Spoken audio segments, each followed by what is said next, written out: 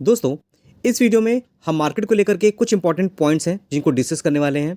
लेकिन आपने अगर हमारे व्हाट्सएप चैनल को अभी तक ज्वाइन नहीं किया है तो इसको जो ज्वाइन कर लीजिएगा। ड्यूरिंग द मार्केट बहुत से अपडेट होते हैं जो मैं यहाँ पर आपके लिए लेके आता हूँ। कंपनी के रिजल्ट्स आ रहे हैं, बहुत से कंपनी को ऑर्डर मिल रहा है, डिविडेंड स्प्लिट, कॉर्पोरेट एक्शंस होते हैं, सब कुछ आपको यहाँ पे देखने को मिल जाते हैं ड्यूरिंग द मार्केट ही। साथ ही साथ हमारा एक एप्लीकेशन भी है जिसका लिंक आपको यहाँ पे देखने को मिल जाएगा।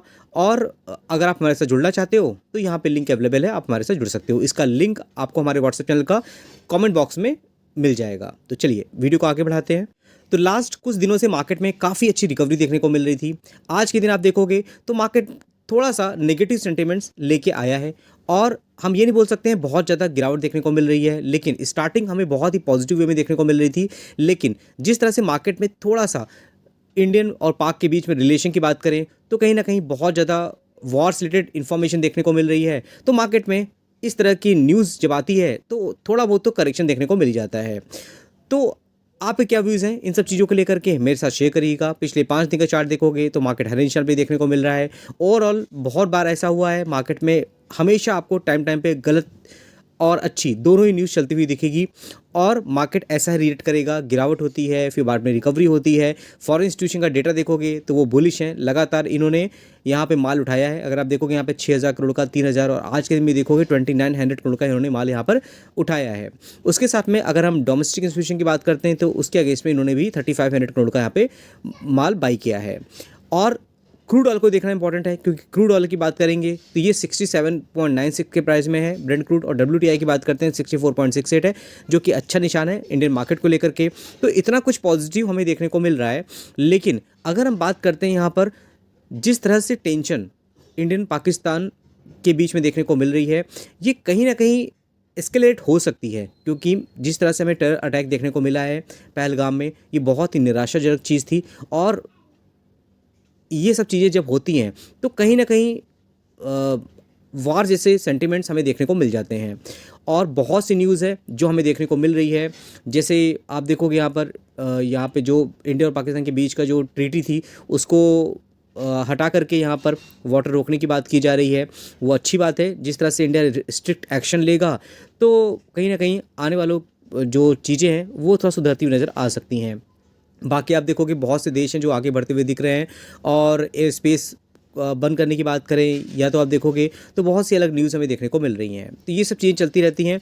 और पाकिस्तान पर डिजिटल स्ट्राइक, भारत ने ब्लॉक हुआ पाक सरकार का एक्स हैंडल।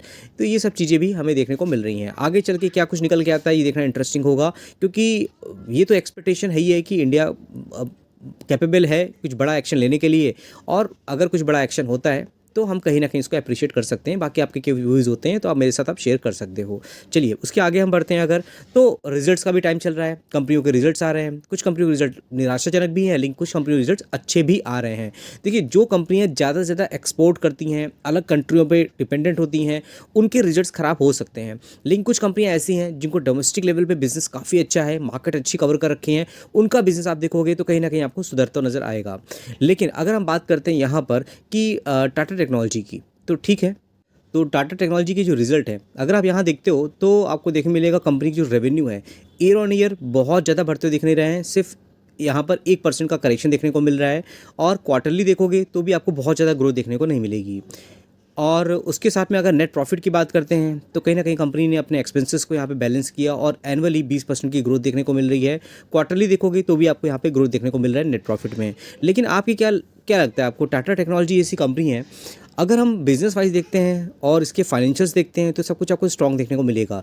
लेकिन जिस प्राइस में कंपनी लिस्ट हुई थी और वहाँ से अगर कंपेयर करोगे तो कंपनी हमें हाफ प्राइस पे देखने को मिल रही है।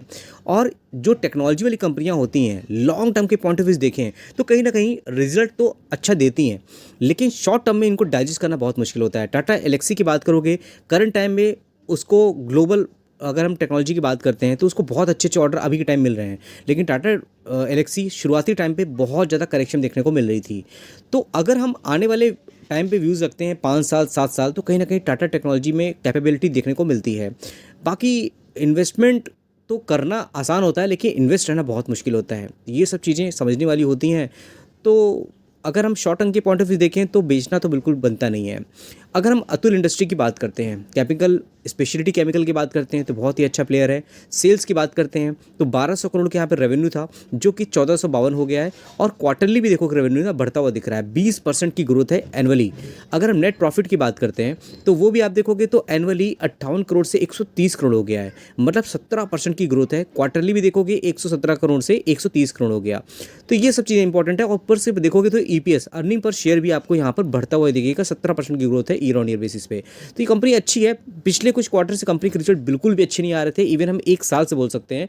तो अगर कंपनी की परफॉर्मेंस कंसिस्टेंट रहती है तो इसमें अच्छा हमें बाउंस बैक होता हुआ दिख सकता है। बाकी मेरे क्या व्यूज़ हैं और आपके क्या व्यूज़ हैं ये जानना इंपॉर्टेंट होता है, क्योंकि मैं कोई डायरेक्ट रिकमेंडेशन नहीं है कि आप इसको बाय करो सेल करो। जो भी मार्केट में अपडेट होते हैं, कंपनी के रिजल्ट्स आ रहे हैं, मैं आपको लेके आ रहा हूँ आपके लिए। और ये जानना भी इंपॉर्टेंट है क्योंकि कंपनी कैसा काम कर रही है, कंपनी रिजल्ट कैसे आ रहे हैं।